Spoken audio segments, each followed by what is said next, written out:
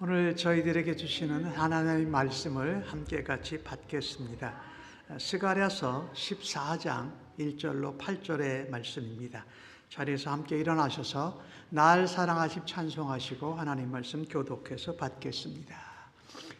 날 사랑하심 날 사랑하심 날 사랑하신 성경에 쓰였네. 오늘도 기록된 하나님의 말씀을 읽을 때에 우리 모두에게 하나님의 은혜와 사랑과 생명의 음성이 생생하게 들려지고 우리 마음에 새겨지기를 간절히 바랍니다. 여호와의 날이 이르리라. 그날에 내 재물이 약탈되어 내 가운데에서 나누이리라. 내가 이방 나라들을 모아 예루살렘과 싸우게 하리니 성읍이 함락되며 가옥이 약탈되며 부녀가 욕을 당하며 성읍 백성이 절반이나 사로잡혀 가려니와 남은 백성은 성읍에서 끊어지지 아니하리라. 그때에 여호와께서 나가사 그 이방 나라들을 치시되 이왕의 전쟁의 날에 싸운 것 같이 하시리라. 그날에 그의 발이 예루살렘 앞 곧 동쪽 감람산에 서실 것이요 감람산은 그 한가운데가 동서로 갈라져 매우 큰 골짜기가 되어서 산 절반은 북으로 절반은 남으로 옮기고 그 산 골짜기는 아셀까지 이를지라. 너희가 그 산 골짜기로 도망하되 유다 왕 우시아의 때에 지진을 피하여 도망하던 것 같이 하리라. 나의 하나님 여호와께서 임하실 것이요 모든 거룩한 자들이 주와 함께 하리라. 그날에는 빛이 없겠고 광명한 것들이 떠날 것이라. 여호와께서 아시는 한 날이 있으리니 낮도 아니요 밤도 아니라 어두워 갈 때에 빛이 있으리로다. 그날에 생수가 예루살렘에서 솟아나서 절반은 동해로 절반은 서해로 흐를 것이라. 여름에도 겨울에도 그러하리라. 아멘. 자리에 앉으시기 바랍니다. 오늘 받으신 말씀으로 첫 절에 나오는 말씀인데 여호와의 날이 이르리라. 하나님의 날이 이르리라. 우리가 성경 공부를 요즘 선지서를 공부하고 있었습니다. 선지서에 나오는 핵심적인 내용이 여호와의 날이 있다라는 겁니다. 여호와의 날이 이른다라는 말씀입니다. 오늘 1절 말씀을 보면 여호와의 날이 오는데 그 전에 그날에 내 재물이 약탈당하고 내 가운데서 나누어진다. 이 참 놀라운 말씀인데요. 여호와의 날이 임하면 다 하나님 자녀로 예수님 잘 믿는 줄 알았는데 그 마지막에 재물이 약탈당하고 또 그들이 나뉘어진다라고 말씀을 하고 있습니다. 여호와의 날, 성경에 굉장히 많이 나옵니다. 선지서에. 여호와 하나님께서 온 인류의 역사를 이제 결정하는 순간에 직접 개입하시는 날. 하나님이 주권을 발동하셔서 온 인류 역사를 마치고 하나님의 백성들을 구원하시는 날이라고 말할 수 있습니다. 악을 심판하고 의인을 구원하는 날. 그래서 여호와의 날은 심판의 날이면서 동시에 구원의 날입니다. 아까 말씀드렸던 대로 이 개념은 구약의 선지서에 아주 많이 나오고 있습니다. 예를 들어서 요엘서 같은 데는 메뚜기 재앙을 통해서 여호와의 마지막 날이 임박했음을 경고합니다. 그때 회개하고 하나님께 돌아오는 자들은 하나님이 구원하신다고 약속하는 말씀이 요엘서 2장에 나오고 있습니다. 오늘 읽은 그 스가랴서 우리가 14장을 봤는데 여러분이 이렇게 아침에 큐티로 묵상을 하시면서 무엇을 적용할까 이렇게 어려우셨을 것 같아요. 왜 그러냐면 이 에스겔서, 스가랴서, 다니엘서, 요한계시록은 선지서 중에도 특별히 묵시적입니다. 이 상징적인 것들이 많아요. 그래서 그 상징적 것들이 역사적으로 어떤 때, 어떤 사건을 정확하게 의미하는 것 같기도 하고 아닌 것 같기도 하기 때문에 좀 이해하기가 어렵습니다만은 특징은 묵시적이고 상징적이다. 그래서 이 에스겔서나 다니엘서나 요한계시록 같은 것을 볼 때는 스가랴서와 같이 병행해서 보면은 이 여호와의 날이 뭔지 좀 더 분명하게 알게 될 것입니다. 신약에서는 여호와의 날이라고 하지 않고 주의 날, 메시아 예수 그리스도께서 다시 재림하시는 날을 말합니다. 그것이 여호와의 날이요, 주님이 메시아 그리스도가 재림하시는 날이 이 땅에 인류 역사의 마지막이라는 것이죠. 아까 말씀드렸습니다만 여호와의 날, 예수 그리스도가 재림하시는 그 날은 심판의 날이기도 하고 동시에 구원의 날입니다. 하나님이 악과 악인을 심판하고 하나님을 의뢰하는 의인들이 누굽니까? 언약 백성이지요. 전쟁이 일어나도 우리가 포로로 붙잡혀 가도 여전히 하나님을 믿고 신뢰하는 남은 자들을 구원하는 정말 인류 역사의 엄청난 날입니다. 그날은 예수님이 이 땅에 오셔서 십자가에 죽으시고 부활한 것을 믿고 거룩하게 구별되어져 가던 우리가 구원의 완성에 이르는 날입니다. 영화로운 날이죠. 영광스러운 날이죠. 그 날이 바로 여호와의 날입니다. 오늘 이 스가랴서를 보면 마치 예루살렘이 바벨론에 망하잖아요. 그리고 포로로 갔다가 70년 만에 다시 돌아왔어요. 돌아왔는데 또 이렇게 예루살렘이 전쟁에 들어가게 되고 공격을 받고 혼란스럽게 된다라는 말씀을 하고 있습니다. 그래서 어떤 사람들은 이 스가랴서에 나오는 이 여호와의 날을 예수님이 탄생하신 후 70년 후에 로마의 또 티도 장군에 의해서 예루살렘이 또 망합니다. 완전히 망하는 그거랑 연결을 시키는데 그럴 수도 있고 또 그것까지 포함해서 하나님이 말씀하시는 것입니다.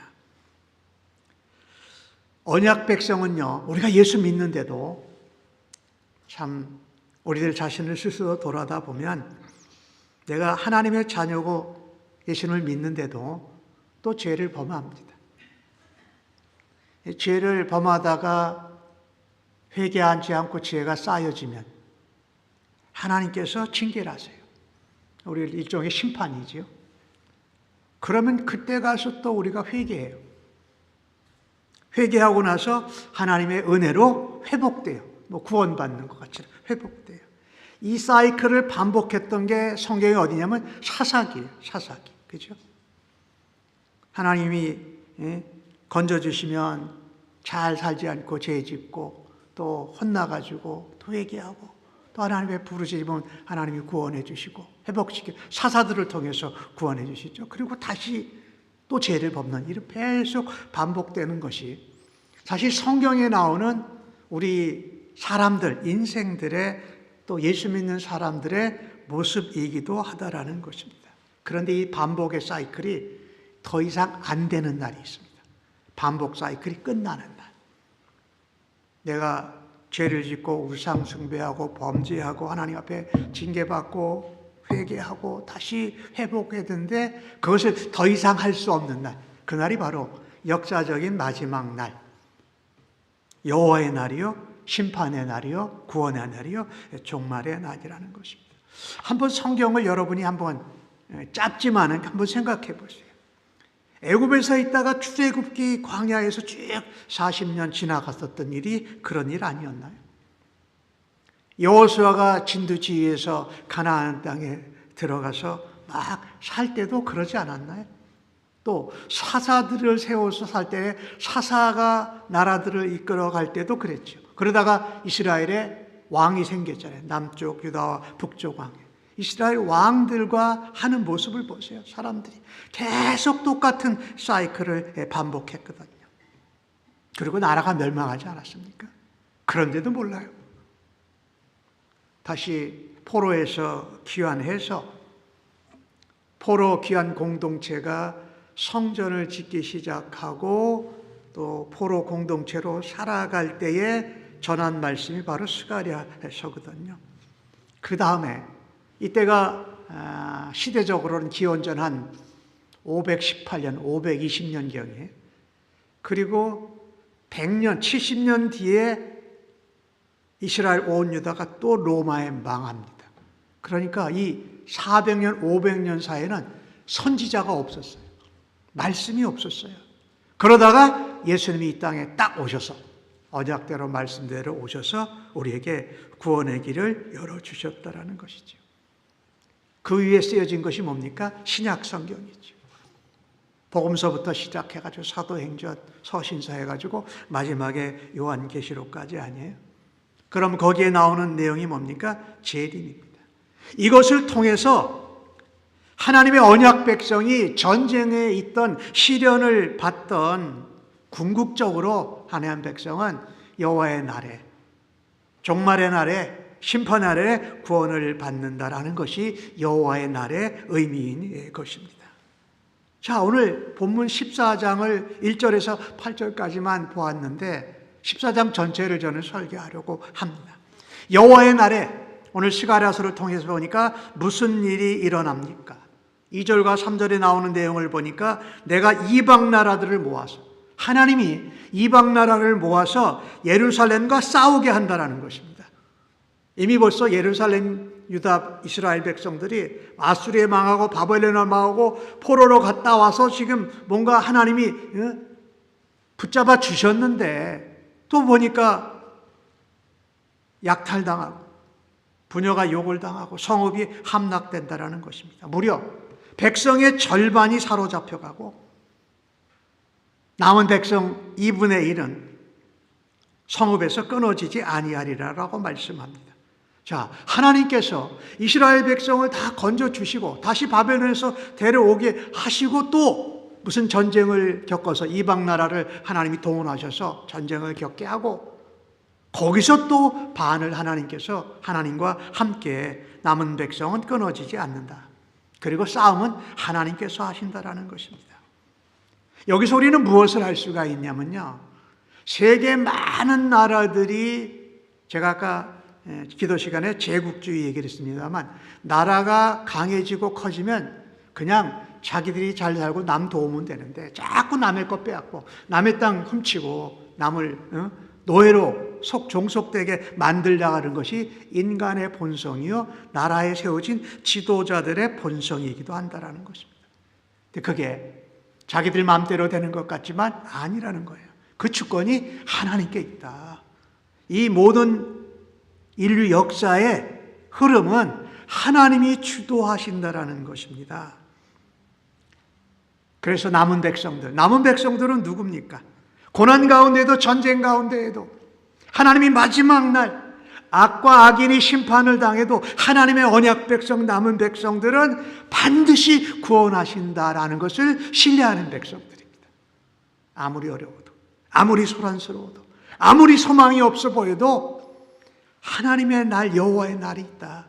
우리 예수 그리스도 다시 재림하시는 그 날이 있다라는 것을 믿고 낙심하지 않고 믿음을 놓아버리지 않고 소망이 되신 예수를 붙들고 믿음으로 살아가는 것을 말합니다. 하나님이 오늘 뭐라고 말씀하십니까? 친히 이방 나라들을 위해서 대적해 주신다. 여러분, 우리가 힘이 얼마나 약한지 우리 모두 다 알죠. 우리의 지혜와 지식과 경험이 별로 대단한 것도 아니고 보잘것없다는 걸 우리가 너무나도 잘 알지요. 인류의 마지막 날에 하나님이 우리를 위해서 친히 이방 나라를 위해서 싸워주신다라고 할 때 얼마나 소망이 있는지 이루 말할 수 없습니다. 내가 싸울 힘이 없어도, 내가 싸울 만한 어떤 능력이나 지혜가 없어도 하나님이 직접 싸워주신다. 우리는 무엇을 여호와의 날을 생각할 때에 붙들어야냐면 모든 주권이 하나님께 있다라는 것입니다. 이것을 붙드는 게 여호와의 날이 우리에게 주는 엄청난 소망입니다. 여호와의 날에 가로놓깁니다. 온 천하에 하나님의 주권이 나타납니다. 온 천하에 하나님의 주권이 나타난다. 여호와의 날이 선포되었습니다. 여기 중요한 것은 이 나라들을 세우고 나라들이 공격하고 하인 모든 것들을 하나님이 하셨다라는 것입니다. 이 말은 바꿔 말한다면 온 천하 만국 나라 지도자 백성들이 하나님의 권세 아래, 하나님의 주권 아래 있다라는 것입니다. 여호와를 대적하고 자기 뜻대로 자기 마음대로 하는 모든 이방 족속들 나라들이 하나님의 심판을 받을 때가 왔다는 말이지요. 이게 말하자면 성경에 여러 개가 나오지요. 아마겟돈 전쟁이라도 나오고 곡과 마곡의 전쟁이라도 나오고 이런 것들이 바로 지금 여호와의 날에 전에 일어나는 이 전쟁들을 말하고 있습니다. 엄청난 전쟁입니다. 최후의 큰 전쟁이니까 하나님을 믿는 이스라엘 백성, 언약 백성들, 성도들도 피해를 입는다라는 것입니다. 그래도 걱정하지 말라라는 거예요. 그래도 두려워하지 말라. 이 주권이 여호와 하나님께 있다라는 것입니다. 여러분, 우리가 요즘 시대를 살아가면서 저는 요즘 그런 생각을 참 많이 해요. 그 어느 때보다 마지막이 가까이 오고 있다.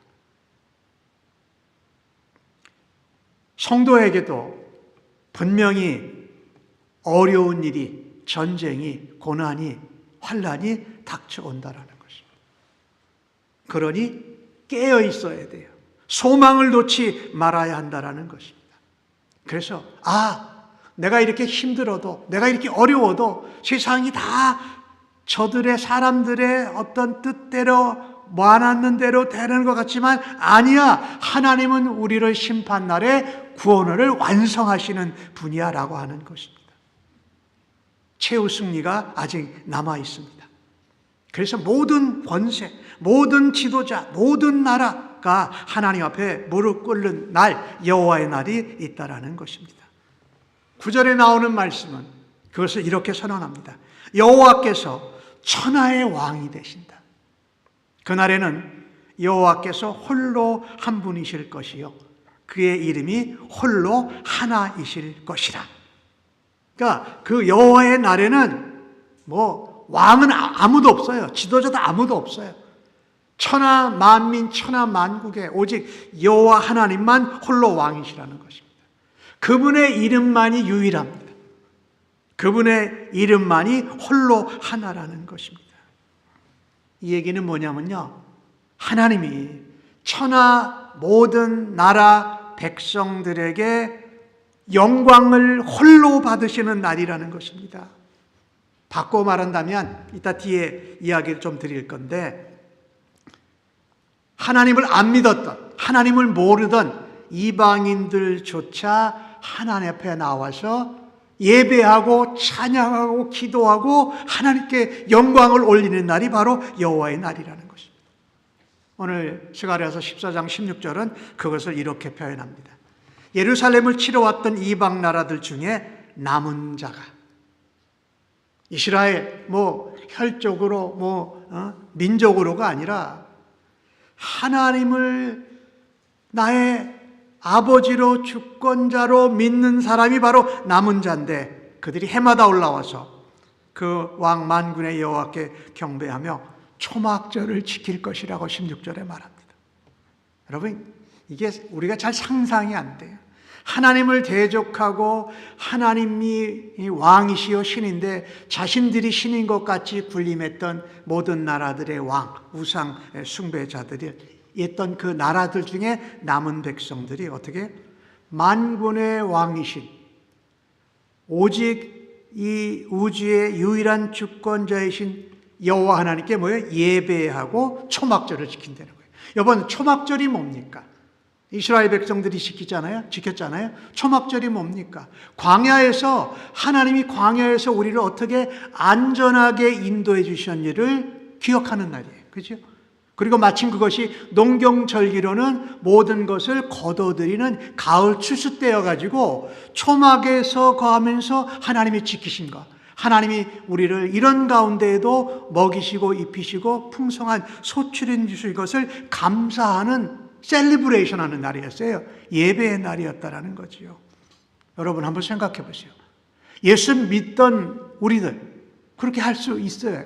근데 예수를 알지 못하던, 하나님을 알지 못하던 자들, 오히려 예루살렘을 공격하고 이스라엘을 못되게 굴었던 이방인 족속들 중에 구원받은 자가, 남은 자가 돼서 예루살렘으로 찾아와서, 거기 하나님의 도성이니까요, 하나님의 집이니까 거기 와서 매년 예배를 드린다라는 것이에요.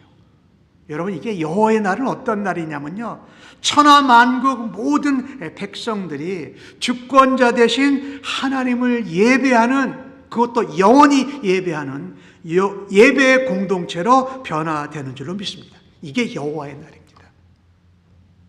지금은 안 그러죠. 믿는 사람들만 하고 믿는 사람들 중에도 진실되게 하나님을 예배하고 하나님을 주권자로, 하나님의 권세를, 하나님의 영광을 찬양하지 않고도 신앙생활을 할 수 있는 것 같아요. 여호와의 날, 그날에는 그게 안 된다는 거예요.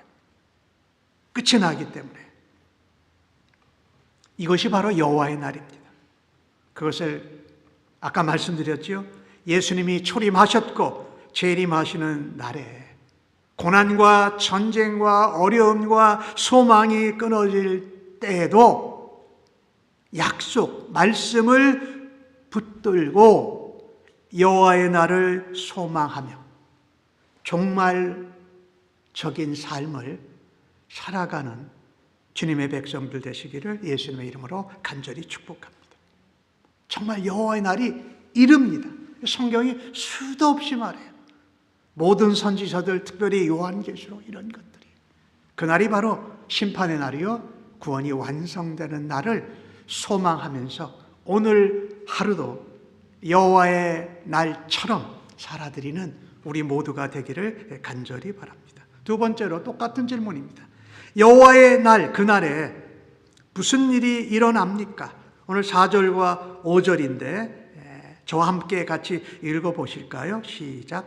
그날에 그의 발이 예루살렘 앞 곧 동쪽 감람산에 서실 것이요, 감람산은 그 한가운데가 동서로 갈라져 매우 큰 골짜기가 되어서 산 절반은 북으로 절반은 남으로 옮기고 그 산 골짜기는 아셀까지 이를지라. 너희가 그 산 골짜기로 도망하되 유다 왕 오시아의 때에 지진을 피하여 도망하던 것 같이 하리라. 나의 하나님 여호와께서 임하실 것이요 모든 거룩한 자들이 주와 함께 하리라. 참 첫 절과 마지막 5절의 끝부분이 참 중요한데요, 하나님께서 우리가 아는 지명 예루살렘 동쪽 감람산에 서신다라는 겁니다. 하나님이 이 땅에 임하시면 감람산이 북쪽으로 남쪽으로 나누어지고 거기에 큰 계곡이 생긴다는 거예요. 성경에 아모스에 나오는데 이 우시아 왕 때 지진이 나서 피했던 길을 같이, 그리고 하나님이 임하시고 하나님이 너희와 함께 계시니 너희가 뭐라고 그랬어요? 모든 거룩한 자들이 주와 함께 하리라.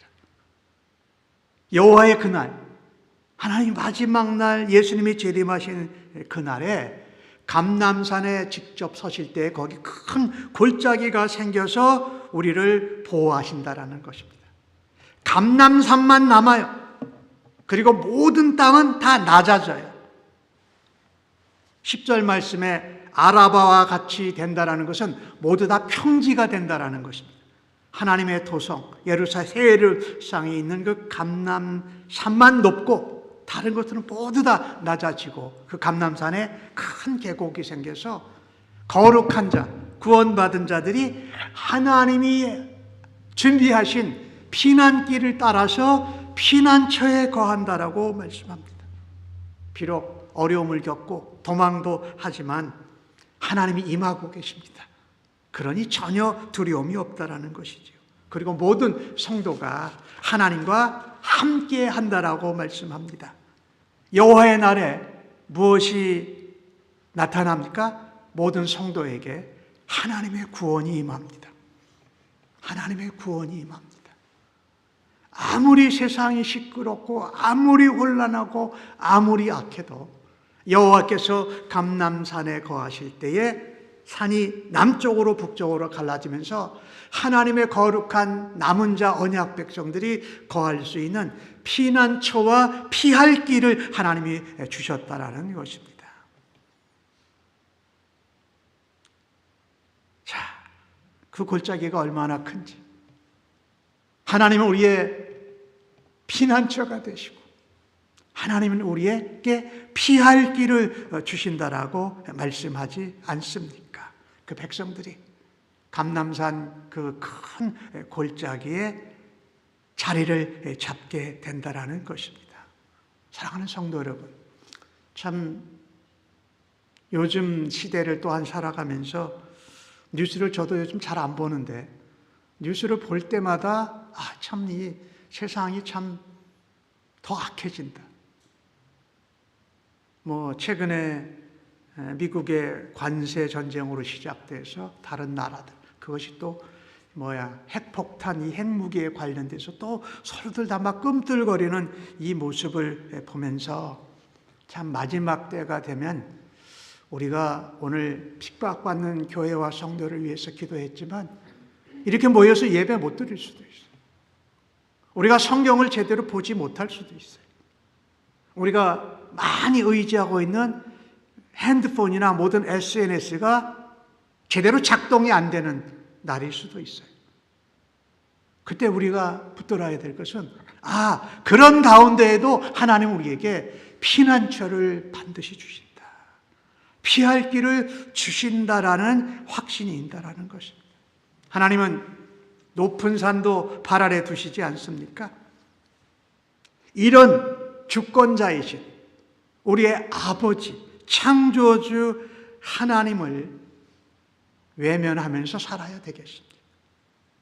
오늘 하루를 살아가면서도 하나님의 피난처, 하나님이 우리를 구원하신다라는 것을 다시 한번 확인하고 기억하면서 하나님 보시기에 하나님이 기뻐하시고 하나님이 아름답다 하시는 삶을 우리가 살아드리기를 주님의 이름으로 간절히 축복합니다.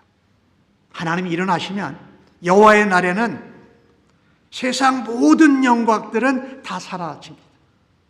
오직 한 분 하나님만이 온 세상의 빛이시다. 이따 뒤에 말씀드릴 겁니다마는 예수 그리스도만이 이 땅의 어둠을 밝힌 유일한 빛이 되신다라는 것입니다. 기억하십시다. 여호와의 날, 심판의 날, 구원의 날에도 하나님의 성도들을 위해서 피할 길을 주시고 피난처가 된다라는 말씀입니다.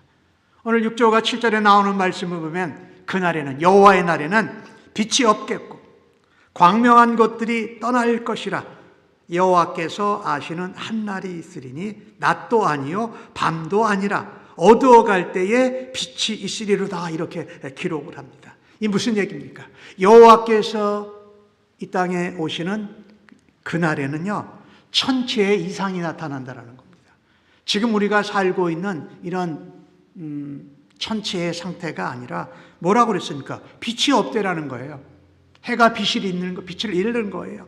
광명한 것들이 없어요. 해나 달 빛나는 것들이 없어요. 그런데 여호와께서 하시는 한 날, 여호와께서 오시는 그날이죠. 예수님께서는 그날은 나도 모른다고 그랬어요. 오직 하나님께서만 아신다고 하는 그날이 바로 여호와의 날인데, 그날이 어떤 날이냐면 낮도 아니고 밤도 아니고 어두워 갈 때에 빛이 있으리라. 이 어두워 갈 때라는 이 표현을 보면 저는 이런 생각을 했어요. 황혼역에 빛이 있는 것. 그러니까 우리가 지금 살고 있는 데서 해가 지고 밤이 오기 전에 빛이 있는 것 같은 그런 때가 바로 있다. 그 여호와께서 오시는 날이다. 저는 그것을 생각할 때 참 아름답다 생각을 했어요. 저희들이 샌프란시스코 쪽에 사니까 해가 서쪽으로 지는 걸 자주 봐요. 그죠? 서해안 쪽에 있으니까. 그리고 동쪽에서 해 뜨는 것도 잘 봐요. 그런데 해 뜨는 것과 해 질 때의 황혼역을 보면 아름답다고 안 하는 사람이 하나도 없어요. 모두 다 아름답다고 그래요. 그리고 모두 다 멋있다고 그래요. 그리고 막 사진을 찍어요. 막 핸드폰에 저장을 하고 보관하고 남에게 보여주잖아요. 그러니 세상의 빛이 해나 달이나 별로부터 오는 것이 아니라 하나님이 황혼역, 하나님만 아시는 그때에 하나님의 빛으로 오신다라. 물론 그것은 메시아 그리스도의 재림을 말하지요. 시편 119편에 그런 말씀이 있는 거 기억하시죠? 주의 말씀은 내 길의 빛이요 내 발의 등불입니다. 그 빛은 무슨 빛일까요? 말씀의 빛이에요. 하나님으로부터 오는 빛이에요. 예수 그리스도로부터 오는 빛이라는 것입니다. 그러니 우리가 전쟁이 와도 심판이 와도 두려워할 것이 전혀 없다. 성도들에게, 모든 성도들에게 하나님의 구원이 임한다라는 것이에요. 이 땅에 예수님께서 오셔서 십자가에 못 박혀 죽으셨을 때 어두웠지만 세상에 온 빛은 바로 예수님밖에 없다. 8절 말씀은 우리에게 말합니다. 그날에 뭐가 있다고요? 생수가 예루살렘에서 솟아나와서 절반은 동해로 절반은 서해로 흐르는데 여름에도 겨울에도 그러한다라고 말씀합니다. 생수. 에스겔 47장에 나오는 여러분 아시죠? 성전에서 생수가 나와서 흐르는 곳마다 다 죽었는데 모든 게 살아나는 거예요. 요한복음 4장에 예수님께서 내가 누군 줄 알았다면 내가 너에게 생수를 주었으리라. 네가 생수를 달라고 했을 거라는 말씀을 기억하시죠. 누굽니까? 예수 그리스도시죠. 생명수 되시고 그 생명의 강이 하늘나라에서 영원히 흐른다라는 말입니다. 여기 동해는요 사해 쪽이고요 서해는 지중해 쪽을 말합니다.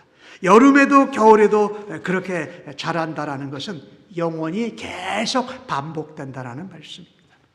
말씀을 정리하려고 합니다. 온 천하에 하나님의 주권이 나타나는 날이 바로 여호와의 날입니다. 모든 성도들에게 하나님의 구원이 완성되어 임하는 날이 여호와의 날입니다. 오늘 본문 11절은 우리에게 이렇게 말합니다. 사람이 그 가운데 살며 다시는 저주가 있지 아니하리니 예루살렘이 평안히 서리로다. 예루살렘이 평안히 서리로다. 거기는 저주가 없다. 우리가 예수 믿고 살아도 이 땅에서 서로 미워하고 또 시기하고 원망하고 시기하고 질투하는데 저주하기도 하는데 거긴 저주가 없대요. 거기에는 뭐만 있어요? 평화, 평안, 평강만이 있다라는 거예요. 이것은 어디를 말합니까? 요한계시록에 우리가 말하는 새 예루살렘을 말하고 있는 거예요. 새 예루살렘. 하나님이 새 예루살렘, 하나님의 도성에 임하시는 그날이 바로 여호와의 날이다. 새 예루살렘에는 저주가 없어요. 서로 동물도 잡아먹고 이러는 일이 없어요. 사자가 곰과 토끼와 애들이 함께 뛰노는다라는 말씀이 이사야서에 나오는 말씀이잖아요. 평안이 있고 저주만 없다라는 것입니다. 계시록 21장에 나오는 내용을 조금 제가 요약을 해서 여러분과 나누면 하나님이 새 하늘과 새 땅을 창조하고 내려오시는 날이 바로 여호와의 날입니다. 그리고 그것은 새 예루살렘은 어떤 지리적인 것이 아니라 하나님의 거룩한 도성이다. 하나님이 거하시는 땅이다. 요한계시록 21장에서는 그것을 하나님의 예루살렘이라고 말합니다. 그리고 지상에 있던 예루살렘처럼 평화의 도성이라고 말합니다. 성도가 하나님과 어린 양 예수님과 천사와 함께 거하고 생명나무가 있고 생명수가 강이 되어서 만국을 치료하며 성도들이 함께 영원히 거하는 안식처가 바로 새 예루살렘이라는 것이죠. 오늘 읽으신 스가랴서 14장 20절과 21절에 보면은 아주 엄청난 말씀이 있습니다. 그날에는 여호와의 날입니다. 그날에는 여호와께 성결이라 하는 방울을 말도 달고 다녀요. 예루살렘 유다의 모든 솥이 만군의 여호와의 성물이 된다. 그리고 마지막 절에 보니까 만군의 여호와의 전에 가나안 사람이 다시 있지 아니하리라. 말들이 여호와께 성결이라고 하는 제사장들이 메고 다니는 흉표에 써 있는 거예요. 근데 새 예루살렘 여호와의 날이 이루어지는 그날에는 말, 가축들도 다 거룩, 성결하다라는 말씀입니다. 성전에서 제사 드릴 때는 그 제사 드리는 그릇을 특별히 구별했어요. 그런데 새 예루살렘 여호와의 날에는 뭐라고 되느냐? 온 예루살렘의 유다에 있는 솥들이 다 여호와께 제물을 드릴 수 있는 거룩한 그릇으로 사용된다는 것이. 여호와의 날은요, 아까 제가 말씀드렸던 대로 하나님의 주권이 나타나는 날이면서 동시에 모든 성도에게 하나님의 구원이 되는 날인데, 그날은 무슨 날입니까? 예배를 드리는 날. 이방인들 예배 드리는 날. 그 다음에 모든 백성들이 성결하고 거룩하게 되리라는 것입니다. 그래서 가나안 사람들을 볼 수가 없습니다. 가나안 사람들은 누굽니까?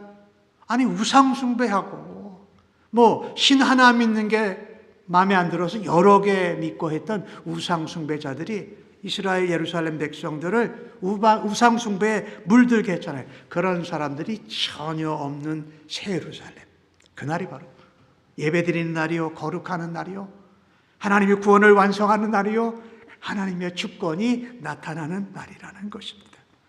사랑하는 성도 여러분, 우리가 그 여호와의 날, 새 예루살렘 성을 사모하면서 오늘 하루하루를 하나님의 주권의 인도하심을 따라 온 천하에 하나님의 영광을 나타내기를 간절히 바랍니다. 그날이 올 때까지 정말 거룩하게 하나님 앞에 소망을 붙들고 예배하기를 힘쓰는 주의 백성들 되시기를 주님의 이름으로 간절히 축복합니다. 우리는 살면서, 예수 믿으면서 여전히 내가 예수 믿고도 아직 주인일 때가 참 많아요. 내가 주인인 줄 알고 내 맘대로 해요. 내 뜻대로 해요. 내 편한 대로 해요. 그런데 그렇게 사는 삶은 여호와의 날에 새 예루살렘 성에 들어가서 살아야 될 백성의 모습은 아니라는 겁니다. 물론 우리가 계속 거룩하게 변화되어져 가고 있지만 지금 이 순간에 여호와의 날을 사모하고 새 예루살렘 성에서 하나님과 영원히 예배하고 영원히 찬양하기를 원하는 우리들이 되기를 원하면서 이제까지 하나님 주권 인정하지 않고 내 힘으로 살려고 했던 것들을 주님 앞에 회개하십시오. 내가 마음먹으면 뭐든지 내가 욕심을 가지고 다 가지고 채울 수 있다라고 생각하면서 살았던 우리의 삶의 자세를 하나님 앞에 다시 고백하십시다. 하나님, 제가 주인이 아닙니다. 하나님이 주인이십니다. 저의 주인은 예수님입니다. 저의 도우시는 분은 성령님이십니다. 하나님, 저는 주인이 바뀐 사람입니다 라고 하면서 하나님 옆에 다시금 우리의 삶의 변화를 가져갈 수 있기를 간절히 바랍니다. 기억하십시다. 하나님께서 모든 것을 허무시고 하나님께서 이 땅에 왕으로 나타나실 때가 가깝습니다. 하나님의 나라를 구하고 하나님의 의를 구하는 백성들로 살아들여서 여호와의 날을 사모하고 여호와의 날을 소망하는 것을 이 땅에 있는 백성들에게 전하고 나누는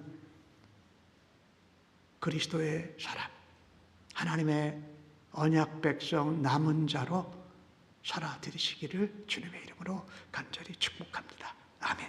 기도하겠습니다. 하나님, 저희들은 1초 뒤에 무슨 일이 일어날지도 모릅니다. 우리 나름대로 우리의 삶을 계획하고 준비한다고 하면서 하나님의 주권과 상관없이 계획하고 생각하고 그것을 이루려고 할 때가 참으로 많았습니다. 오늘 주신 말씀 속 아래서 14장의 말씀을 보면서 여호와의 날, 여호와의 주권이 온 세상 백성들에게 나타나는 날, 여호와께서 모든 성도를 전쟁과 고난과 핍박 가운데에도 구원을 완성하시는 그 영광스러운 날을 우리가 바라오니 우리 예수님과 함께 주님 다시 오실 것을 소망하며 예수의 사랑으로 코람데오로 하나님 앞에서, 하나님 얼굴과 눈길 앞에서 정말 조심스럽게 살아가며 말씀을 붙들고 생수와 생명나무를 얻는 것을 소망하게 하여 주시옵소서. 감사합니다. 예수님의 이름으로 기도합니다. 아멘. 자리에서 일어나셔서 결단의 찬송 부르시고 축도 예배 마칩니다.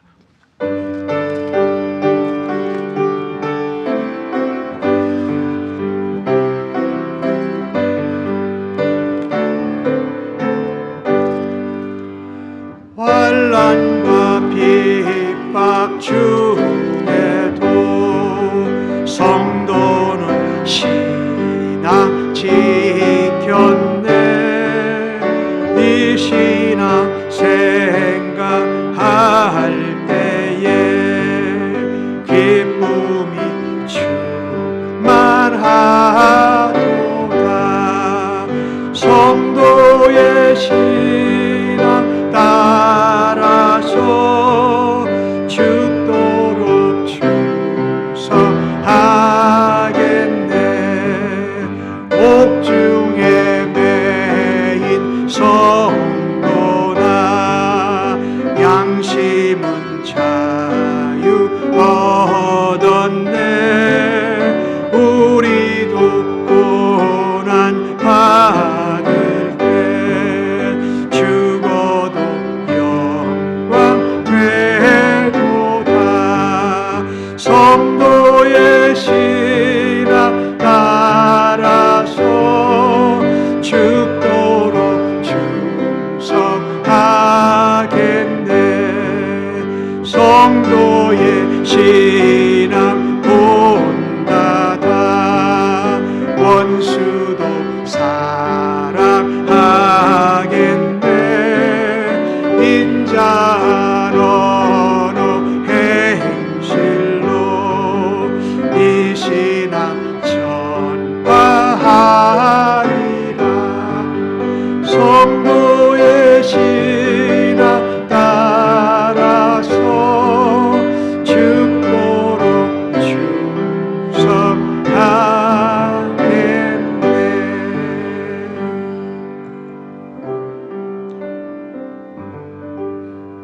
이제는 우리를 위하여 십자가에 죽으시고 부활하신 우리 주님 예수 그리스도의 은혜와 독생자를 아낌없이 보내주신 우리 아버지 하나님의 무한하신 사랑하심과 성령님의 위로 격려 충만 인도 역사하심이 하나님의 주권을 순간순간 인정하고 하나님 여호와의 날 새 예루살렘에서 주님과 함께 찬양하고 평안한 가운데 영원히 살 것을 주 앞에 감사하면서 하루하루를 그런 마음으로, 그런 믿음으로, 소망으로 살아드리겠노라고 결단한 주의 백성들 심령 위에, 저들의 자녀들 위에, 섬기는 가정과 사업체, 일터 학업의 현장 위에 영원토록 함께 계실지어다. 아멘.